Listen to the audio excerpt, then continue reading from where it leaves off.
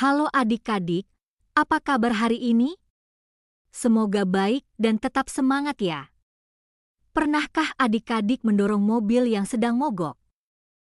Walaupun kita sudah melakukan berbagai macam gaya agar mobil dapat bergerak dan berpindah, namun mobil masih tetap diam. Dalam ilmu fisika, fenomena ini dianggap tidak melakukan usaha. Mengapa demikian? Ayo simak terus video ini ya. Di video kali ini kita akan membahas tentang usaha dan energi. Mari kita mulai dengan usaha. Usaha terjadi jika ada gaya yang bekerja dan menyebabkan benda berpindah ke arah gaya tersebut. Hal ini dibuktikan dengan adanya perpindahan. Berbeda dengan video awal di mana mobil tidak mengalami perpindahan.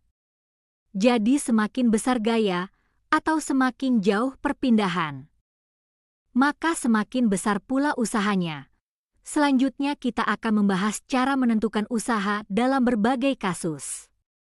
Yang pertama adalah jika gaya yang bekerja searah dengan perpindahan, misalnya ketika kita mendorong meja.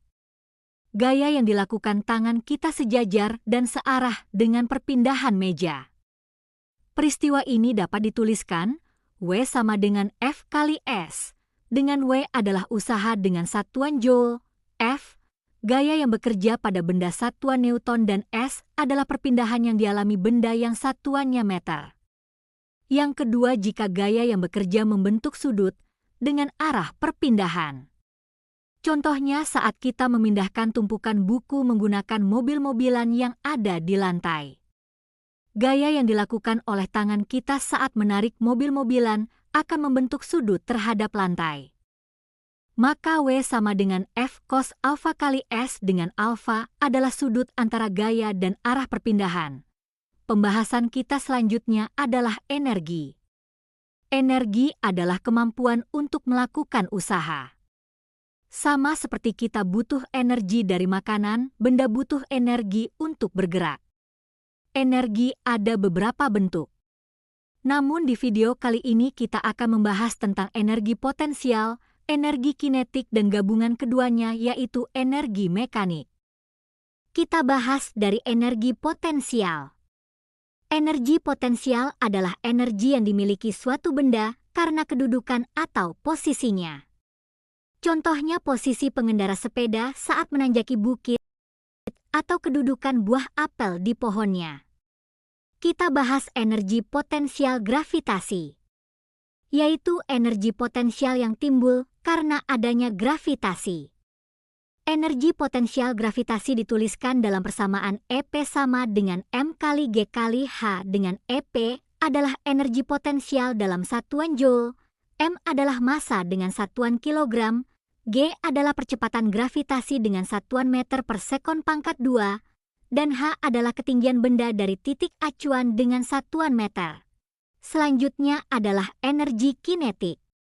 Energi kinetik adalah energi yang dimiliki suatu benda karena geraknya. Semakin cepat benda bergerak, semakin besar energi kinetik yang dimiliki benda dan sebaliknya. Energi kinetik dapat dihitung dengan rumus EK sama dengan 1/2 mv kuadrat. Yang ketiga adalah energi mekanik, yaitu energi yang dimiliki benda karena sifat geraknya. Energi mekanik adalah energi kinetik tambah energi potensial sama dengan persamaan 1/2 mv kuadrat tambah M kali G kali H. Jadi adik-adik sudah paham kan apa itu usaha dan energi? Mari kita lanjutkan materi, yaitu hukum kekekalan energi. Jika tidak ada gaya luar yang bekerja pada sistem, maka jumlah energi potensial dan energi kinetik pada setiap titik adalah konstan. Dengan EM1 sama dengan EM2. EM1 sama dengan EK1 tambah EP2, maka 1/2 mv1 kuadrat tambah M kali G kali H1 sama dengan 1/2 mv2 kuadrat tambah M kali G kali H2. Nah, agar adik-adik semakin paham, mari kita selesaikan contoh soal berikut. Yang pertama, seperti kejadian di awal video, Soal ini meminta kita untuk menentukan besarnya usaha yang diberikan orang tersebut jika mobil tidak berpindah. Jadi manakah yang tepat? Ya.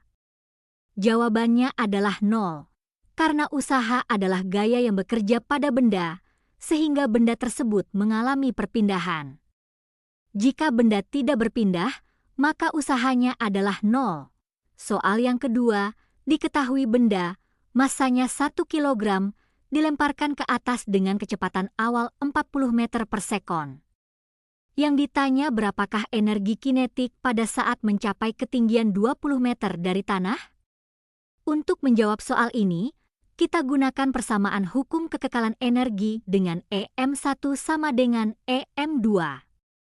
EK1 tambah EP2 sama dengan EK2 tambah EP2. Kita jabarkan persamaannya.